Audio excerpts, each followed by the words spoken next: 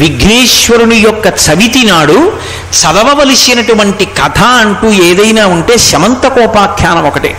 మీరు విఘ్నేశ్వరోత్పత్తి చదివారా చదవలేదా? ఆయన భూమికి ప్రదక్షిణం చేసిన విషయం చదివారా చదవలేదా?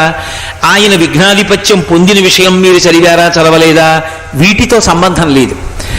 సంబంధం అంతా ఎక్కడ అంటే కేవలంగా శ్రీకృష్ణ పరమాత్మకి విఘ్నేశ్వరుడికి ఉన్న సంబంధంతో కూడుకున్న శమంతకోపాఖ్యానాన్ని ఒక్కదాన్నే చదవాలి. ఎందుకని? కథ చదవండి అంటే ఎక్కడెక్కడవో శివమహాపురాణంలోనివి ఇంకో దాంట్లోవి తెచ్చి చదివారా చదవలేదా అని అడగలేదు కల్పంలో. చదివితే తప్పని నేను చెప్పట్లేదు, కానీ చదివి తీరవలసినది మాత్రం శమంతకోపాఖ్యానం. పరాశర మహర్షి చేత రచింపబడినటువంటి విష్ణు పురాణం, వ్యాసుని చేత రచింపబడినటువంటి స్కాంద పురాణం శమంతకోపాఖ్యానానికి ఆధారాలు. నిజానికి శ్రీకృష్ణుడు ఎందుచేత నీలాప నిందలు పొందవలసి వచ్చింది అంటే ప్రసేనుడితో కలిసి ఆయన వేటకి వెళ్ళాడు. సత్రాజిత్తు సూర్యుడి యొక్క అనుగ్రహంతో శమంతకమణిని సంపాదించాడు. సంపాదించినటువంటి శమంతకమణి రోజు బంగారం ఇస్తుంది. బంగారం ఒకటే కాదు, దానికి ఒక లక్షణం ఉంది. అది ఎక్కడ ఉంటుందో అక్కడ దుర్భిక్ష ఉండదు, అనావృష్టి ఉండదు, అతివృష్టి ఉండదు, ఈతి బాధలు ఉండవు, వ్యాధులు ఉండవు, అగ్ని సంబంధమైన ఉపద్రవాలు ఉండవు, అకాల మరణాలు ఉండవు. కానీ శమంతకమణిని ధరించాలి అంటే అంతఃశౌచము బహిశౌచము రెండూ ఉండాలి. మనసు శౌచంతో ఉండాలి, ఏ విధమైనటువంటి అపవిత్ర భావనలు ఉండకూడదు. పైకి శరీరం అపవిత్రమై ఉండకూడదు. ఆ సత్రాజిత్తు శమంతకమణిని ధరించి వస్తుంటే సూర్యుడు వస్తున్నట్లుగా అనిపించింది. కృష్ణ భగవానుడు పిలిచన్నాడు, ఆయన తలుచుకుంటే ఇవ్వలేడు. శ్రీహప్పతి లోకానికి మార్గదర్శనం చేయడానికి దేశాభ్యున్నతి కొరకు ఆ మణిని నువ్వు తీసుకెళ్లి ఉగ్రసేనుడికి ఇవ్వయా, అది పెట్టే బంగారంతో దేశాభివృద్ధి చేస్తాడు మహారాజు అన్నాడు. కృష్ణుడు అడిగాడు, అసలే చిన్నతనం నుంచి వెన్న దొంగ అని పేరు, తన దగ్గర మణి ఎత్తుకుపోతాడేమోనని కృష్ణుడి పట్ల అపవిత్రమైన భావన చేశాడు సత్రాజిత్తు. చేసి మణిని పట్టుకెళ్ళి తన తమ్ముడు ప్రసేనుడికి ఇచ్చాడు. ఎందుకైనా మంచిది, వీడి జాగ్రత్తగా ఉంచుతాడని. ప్రసేనుడు వేటకి బయలుదేరాడు. ప్రసేనుడితో కృష్ణుడు కూడా వెళ్ళాడు. అది భాద్రపద మాసంలో వచ్చినటువంటి శుక్లపక్ష చవితి, ప్రదోష వేళ అయింది. ఈ ప్రసేనుడు శరీర శోధనకి వెళ్ళాడు. శరీర శోధన అంటే మూత్ర విసర్జన చేయడం. మూత్ర విసర్జన చేశాడు. అరణ్యంలో కాళ్ళు కడుక్కోవడానికి అవకాశం లేదు. మూత్ర విసర్జన చేసి కాళ్ళు కడుక్కోకుండా, చేతులు కడుక్కోకుండా, ఆచమనం చేయకుండా, కనీసంలో కనీసం కాళ్ళు కడుక్కోకపోతే అపవిత్రత వస్తుంది శరీరానికి. వాడు ఉత్తమ కర్మలకు పనికిరాడు. అది అపవిత్రత వస్తుంది. కాబట్టి ఏ పవిత్రమైనటువంటి చోటుకి ఇక అంగీకరింపబడడం. కాబట్టి కాళ్ళు కడుక్కోకపోతే శౌచం ఉండదు. ఆ ప్రసేనుడు మూత్ర విసర్జన చేసి కాళ్ళు కడుక్కోలేదు. కడుక్కోకుండానే శమంతకమణిని ఒంటి మీద ఉంచుకున్నాడు. అలా అపవిత్రత ఉంది కాబట్టి ఇప్పుడు చంపేస్తుంది శమంతకమణి. అందుకని సింహం వచ్చి ప్రసేనుడిని చంపేసింది. అది ప్రదోష వేళ, చీకటి పడిపోయింది, కనపడలేదు ప్రసేనుడు. చీకట్లో ఏం వెతుకుతానని కృష్ణుడి ఇంటికి వెళ్ళిపోయాడు. ప్రదోష వేళలో ప్రసేనుడి కోసమని తలెత్తి చూస్తుండడంలో ఆకాశంలో చంద్రుడు కనబడ్డాడు. ఆ చంద్రుడు కనబడ్డాడు కాబట్టి నీలాప నిందలు కృష్ణుడికి రావాలి. ఇప్పుడు పాపం ఆయన ఇంటికి వెళ్ళిపోయాడు. నిన్నను అడిగాడు మణి, ఇవాళ ఇవ్వలేదు, అందుకని చెప్పేసి నా తమ్ముణ్ణి ఆయనే చంపేశాడన్నారు. మరునాడు ప్రసేనుడి యొక్క బంధువులందరినీ వెంట పెట్టుకుని కృష్ణ పరమాత్మ అరణ్యంలోకి వెళ్ళారు. ఎంత చమత్కారం అనుకుంటున్నారు! శ్రీకృష్ణావతారంలో బహుశः శమంతకోపాఖ్యానంలో ఆయన పడినన్ని కష్టాలు ఏ విషయంలోనూ పడలా. తీరా వెళ్ళాడు. వెళ్ళేటప్పటికి ప్రసేనుడి గుర్రం చచ్చిపోయి ఉంది, ఎముకలు మాత్రమే ఉన్నాయి. ప్రసేనుడు లేడు, ప్రసేనుడి ఎముకలు ఉన్నాయి. ప్రసేనుడి యొక్క ఆభరణాలన్నీ ఉన్నాయి, శమంతకమణి లేదు. కృష్ణుడు అన్నాడు, ఇది బహుశः ఏదో క్రూర మృగం తినేసింది మాంసం అంతా, అందుకే ఎముకలు ఉన్నాయన్నాడు. అంటే వచ్చిన వాళ్ళు అన్నారు, కృష్ణుడి మీద అనుమానం కదూ ప్రసేనుడి బంధువులకి, సత్రాజిత్తు బంధువులకి. అవునులే, నిన్న రాత్రి నువ్వు చంపేసి శమంతకమణి ఎత్తుకుపోయావు, అందుకే అది ఒక్కటే లేదు, మిగిలిన నగలు ఉన్నాయి. నువ్వు చంపి వెళ్ళిపోయావు, రాత్రి సింహం తినేసింది, చంపింది మాత్రం నువ్వే. అమ్మ బాబోయ్, ఎలా ఈ నీలాపనింత తప్పించుకోవడం? మళ్ళీ బయలుదేరాడు. గుర్రపు అడుగుజాడల దగ్గర సింహపు అడుగుజాడలు కనబడ్డాయి. ఇదిగో సింహం చంపింది అని సింహం వెంట బయలుదేరాడు. ఏం చెప్తున్నది అదే, సింహమే వచ్చి తినేసింది, చంపింది నువ్వు అన్నారు. సింహం అడుగుజాడల వెంట పెడితే భల్లూకం అడుగుజాడలు కనబడ్డాయి. భల్లూకం అడుగుజాడలు పట్టుకుని అడిగితే ఓ గుహలోకి వెళ్ళాడు. గుహలోకి వెళ్ళడానికి కటికి చీకటి కాంతి ఇది నీలమణి, ఆయన దేహకాంతి ఆయనకి దీపమైంది. కృష్ణం వందే జగద్గురుం. ఆ గుహలోకి వెళ్ళాడు. ఓ మంచి యవ్వనంలో ఉన్న పిల్ల ఓ పిల్లవాణ్ణి ఆ ఊయలలో పడుకోబెట్టి ఊపుతోంది. దాని మీద శమంతకమణి కట్టుంది. ఆ ఊయలలో ఉన్న పిల్ల చంటి పిల్లని ఎందుకు పెళ్లి చేసుకుంటాడండి కృష్ణుడు? ఏం చేసుకుంటాడు పెళ్లి చేసుకుని? ఆ పిల్లని పెళ్లి చేసుకున్నాడని రాయకూడదు. ఆ ఊయలలో ఉన్న పిల్లవాడు జాంబవంతుడి కొడుకు, వాడి పేరు సుకుమారుడు. యవ్వనంలో ఉండి ఊయల ఊపుతున్న పిల్ల దాది కాదు, ఆమె జాంబవతి, జాంబవంతుని కూతురు. విష్ణు పురాణంలో పరాశర మహర్షి స్పష్టంగా చెప్పారు. ఆమె కృష్ణుణ్ణి చూసింది గుహలోకి వస్తూ ఉండగా. చూస్తూనే ఆయన ముగ్ధమోహన రూపం చూసి ఆకర్షింపబడింది. ఆకర్షింపబడి అమ్మ బాబోయ్ తెలియక వచ్చేస్తున్నాడు, ఇంత అందంగా ఉన్నాడు, పరపురుషుడు లోపలికి వచ్చాడని తెలిసిందా, నిద్రపోతున్న మా నాన్న లేచొస్తాడు జాంబవంతుడు. లేచొచ్చాడా యుద్ధం చేస్తాడు, చేస్తే ఈయన్ని చంపేస్తాడేమో, ఇంత అందంగా ఉన్నాడు, బహుశः శమంతకమణి కోసమే వస్తున్నాడు. ఈ మణి ఇక్కడికి ఎలా వచ్చిందో నేను ఈయనకి చెప్తున్నట్టుగా కాకుండా పాట పాడతాను, పాట ద్వారా గ్రహిస్తాడని ఆవిడంది. సింహ ప్రసేనమవధీహి సింహో జాంబవతాహత సుకుమార కమారోధీహి తవ హ్యేషా శమంతక అంది. సుకుమారక అంటే ఓ పిల్లాడా, ఆ ఉయ్యాల్లో పడుకున్న తమ్ముడు. వాణ్ణి చూసింది. సింహ ప్రసేనమవధీహి, సింహం ప్రసేనుణ్ణి చంపింది, ప్రసేనుణ్ణి జాంబవంతుడు చంపాడు, జాంబవంతుడు శమంతకమణి తెచ్చాడు, అదిగో వేలాడుతోంది. ఓ పిల్లాడా అది నీకేరా ఏడవకంది. అంటే ఏమిటి దాని అర్థం? పిల్లాడికి అర్థం అవుతుందనే చంటి పిల్లాడికి వచ్చిన కృష్ణుడికి చెప్పాలని, నాన్నకి తెలియకూడదు చెప్తున్నట్టు. ఏడుస్తున్న పిల్లాడికి మణిని చూపించి చెప్తున్నట్టు పాట పాడింది. లేచి రానే వచ్చాడు జాంబవంతుడు. వచ్చాడు, యుద్ధం ప్రారంభమైంది. 21 రోజులు జరిగింది. అప్పుడు అర్థమైంది గత జన్మలో రామచంద్రమూర్తిని యుద్ధం వరమడిగాడు. యుద్ధం కూడా కాదు, యథార్థానికి కౌగిలించుకుంటానని అడిగాడు. హనుమకొక్కరికే కటాక్షించారు. నీ శరీర ఆలింగనం కావాలి, ఇంత అందంగా ఉంటావు కదా, పుంసాం మోహన రూపాయ పుణ్యశ్లోకాయ మంగళం, రామా నిన్ను కౌగిలించుకుంటానన్నాడు. ఈ జన్మలో ఆ సుఖం, ఆ ఆలింగనం ఒక్క సీతమ్మకే, పరులకి ఇవ్వను, వచ్చే అవతారంలో నీ ముచ్చట తీరుస్తానన్నాడు. బ్రహ్మగారు ఎంత ఆయుర్దాయమో జాంబవంతుడు అంత ఆయుర్దాయం, ఆయన ఆవలింతలోంచి పుట్టాడు. అందుకని ఆయన ఏం చేశాడు, ఇప్పుడు జాంబవంతుడిగా ఉన్నాడు, ఆయన కోర్కె తీర్చడానికి రాముడు కృష్ణుడిగా ఇప్పుడు వచ్చాడు. 21 రోజులు యుద్ధం జరిగింది. బలం తగ్గిపోతుంటే జాంబవంతుడికి అర్థమైంది ఈయన రాముడు రా అని. స్తోత్రం చేసి శమంతకమణిని ఇచ్చాడు, తన కూతుర్ని జాంబవతిని ఇచ్చాడు. ఊయల ఊపుతున్న యవ్వనంలో ఉన్న పిల్ల, పసిపిల్ల కాదు, మళ్ళీ బాగా జ్ఞాపకం పెట్టుకోండి ఆ విషయం. ఈ పిల్లని తీసుకుని శమంతకమణిని తీసుకుని ఇంటికి వెళ్ళాడు. సత్రాజిత్తుకి ఇచ్చేశాడు మణి. ఆయన అన్నాడు, ఎందుకు లేవయా, నాకున్నది ఒక్క కూతురు, ఈ కూతురుని ఎవరికి ఇచ్చి పెళ్లి చేస్తానో, అల్లుడికే కదా ఆస్తి వెళ్ళిపోతుంది, ఈ సత్యభామని నీకు ఇచ్చి పెళ్లి చేసేస్తాను, దీనితో పాటు శమంతకమణిని ఇస్తాను, ఈ కన్యామణిని శమంతకమణిని రెండింటినీ గోపాలమణి తీసుకుపో అన్నాడు.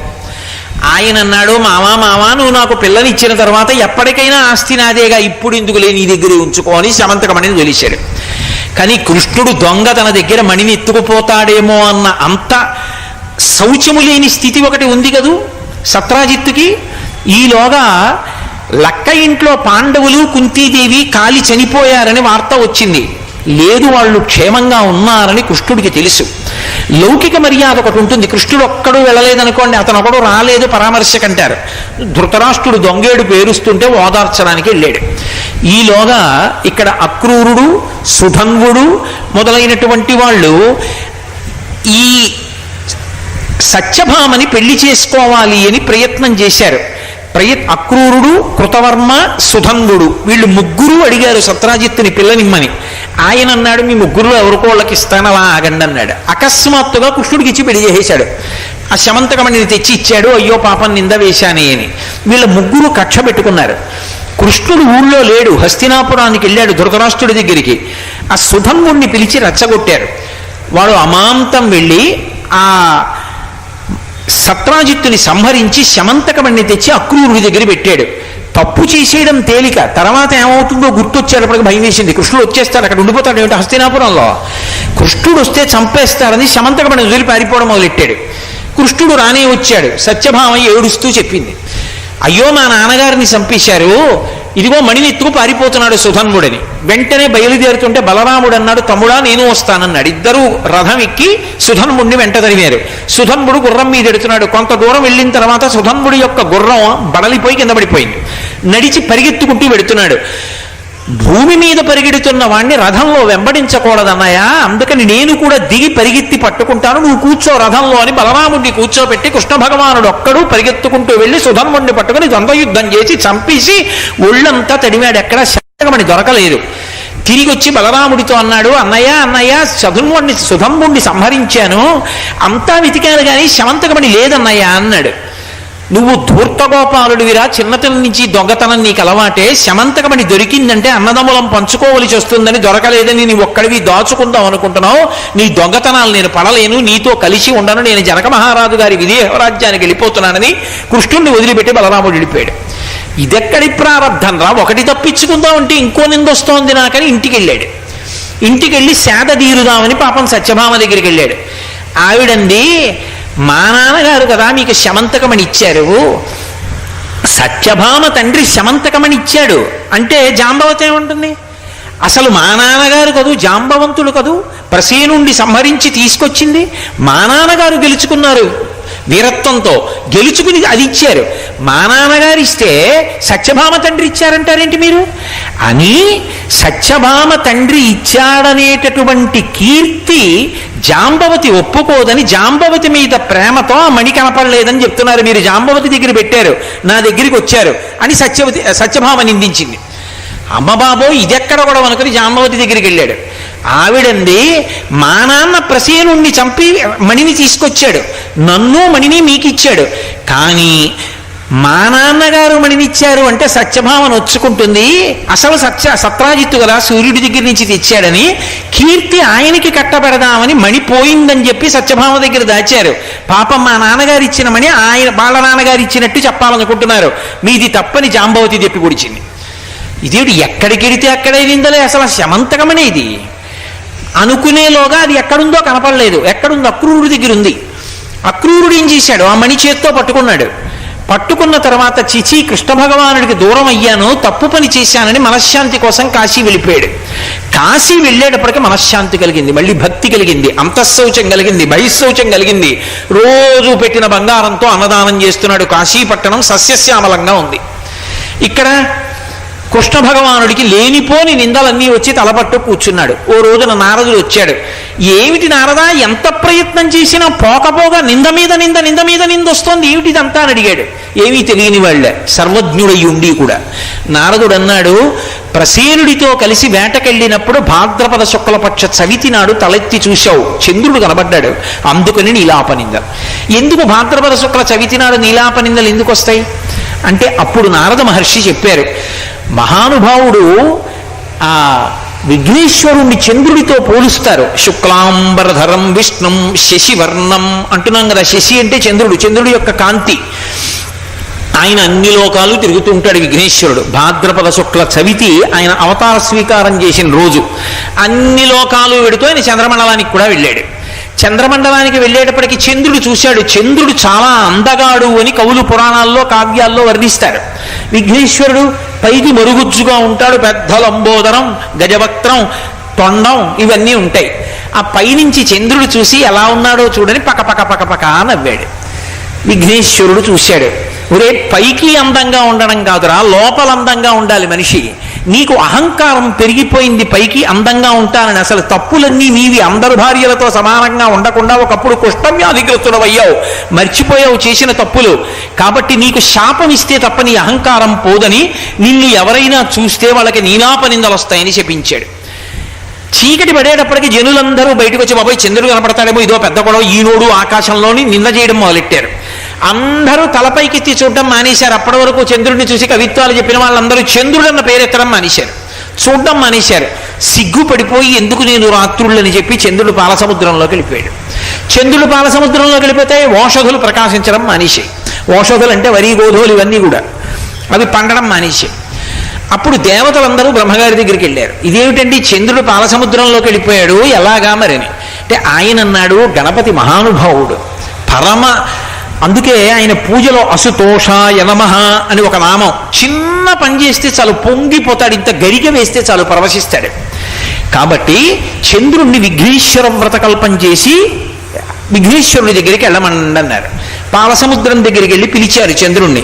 ఆయన చవితి నాడు వ్రతం చేసి విఘ్నేశ్వరుడి దగ్గరికి వెళ్ళాడు. ఇప్పుడు విఘ్నేశ్వరుడు అన్నాడు, ఒరే నువ్వు చేసిన తప్పు ఒప్పుకున్నావురా, తప్పు ఒప్పుకున్నవాడు చాలా గొప్పవాడురా, నీ తప్పు చేయలేదని వాదించినవాడు కాదు, తప్పు ఒప్పుకున్నవాడు గొప్పవాడు. అందుకే నిన్ను చూస్తే నాకు ఎంత సంతోషంగా ఉందో తెలుసా అని ఆయన నృత్యం చేశాడు విఘ్నేశ్వరుడు. ఎవరు చెయ్యాలి? చంద్రుడు చెయ్యాలి. అమ్మయ్య పోన్లే ఇన్నాళ్ళకి విఘ్నేశ్వర కటాక్షం కలిగిందని. చంద్రుడు చేయలేదు, ఆయన చేశాడు. అంత ప్రసన్న హృదయుడు, అందుకే నృత్య గణపతి స్వరూపం వచ్చినప్పుడు. అటువంటి గణపతి 365 రోజుల్లో నిన్ను ఏ రోజు చూసినా పర్వాలేదు, ఈ శుక్లపక్ష చవితి నాడు మాత్రం చూడకూడదు. భాద్రపద మాసంలో నా అవతారం స్వీకారం జరిగిన రోజున సరేనన్నారు. ఆ ఒక్కరోజు జాగ్రత్తగా ఉండడం మొదలుపెట్టారు. అది చెప్పి నారదుడు అన్నాడు, కృష్ణ నువ్వు ఆ రోజున ఆకాశంలో చంద్రబింబాన్ని చూశావు, అదిగో అందుకు నీలాపనిందలు. మరి ఏం చేయమంటావు? నన్ను వ్రతకల్పం చెయ్యి. విఘ్నేశ్వర వ్రతకల్పం చేస్తే విఘ్నేశ్వరుడు ప్రత్యక్షం అవుతాడు. అందుకే సంకటహర చతుర్దశి నాడు పూజ చేసేటప్పుడు పక్కన చంద్రుణ్ణి కృష్ణుణ్ణి కూడా పెట్టి చేస్తారు. కృష్ణాలయంలో మరీ విశేషంగా చేస్తారు. అసలు దాని కల్పమే వేరు. కాబట్టి విఘ్నేశ్వర వ్రతకల్పం చేశాడు. విఘ్నేశ్వర వ్రతకల్పం చెయ్యగానే విఘ్నేశ్వరుడు ప్రత్యక్షం అయ్యాడు మేనమామ ముందు. మావా ఇవాళతో నీ కష్టాలన్నీ పోయాయి, నీకు నీలాపనిందలు పోయాయి, ఏ ఇబ్బంది ఉండదు. అదిగో కాశీపట్టణంలో ఉన్నాడు అక్రూరుడు, అక్కడుంది శమంతకమణి, అక్రూరుడికి కబురు చెయ్యి అన్నాడు. అక్రూరుడికి కబురు చేశాడు కృష్ణుడు. అమ్మయ్య కృష్ణుడు నన్ను పిలిచాడు అంతే చాలని అక్రూరుడు పరిగెత్తుకొచ్చాడు. ఇదిగో నా దగ్గరుంది శమంతకమణి, సుధంబుడు చంపి సత్రాజిత్తు దగ్గర నుంచి తీసుకొచ్చాడు, కృష్ణ తీసేసుకోమన్నాడు. కృష్ణుడు అన్నాడు, నా దగ్గరొద్దు, అంతఃశౌచం బహిశౌచం ఉన్నవాడివి నువ్వు నీ దగ్గరే ఉంచుకొని ద్వారకానగరంలో ఉండన్నాడు. అక్రూరుడు ద్వారకానగరానికి రాగానే చక్కగా వర్షాలు పడ్డాయి, అతివృష్టి అనావృష్టి చీడ పీడ అంటువ్యాధులు అన్నీ పోయాయి. మహాభక్తుడు అక్రూరుడు ద్వారకానగరంలో ఉండిపోయాడు. శమంతకమణి దొరికింది, జరిగిన కథ తెలిసింది, నీలాపనిందలన్నీ పోయాయి. కృష్ణుడు అన్నాడు, మేనల్లుడా విఘ్నేశ్వరుడా, నేను కాబట్టి ఇంత కష్టపడి ఈ శమంతకమణి ఎక్కడుందో పట్టుకోగలిగాను. సామాన్యుడైన మనుష్యుడి మీద నీలాపనిందలు పడితే ఎలా తట్టుకుంటాడు? కుంగి కృషించి శరీరం వదిలేయడు.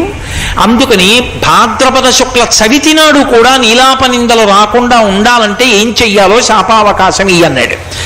అంటే విఘ్నేశ్వరుడు అన్నాడు, మామయ్య మన ఇద్దరి మధ్య జరిగిన ఈ కథ ఉందే శమంతకోపాఖ్యానం, ఇది చదువుకుంటే చాలు. విఘ్నేశ్వర చవితి నాడు ఇదొక్కటి చదువుకుంటే ఆకాశంలో చంద్రుణ్ణి చూసినా నీలాపనిందలు రావు.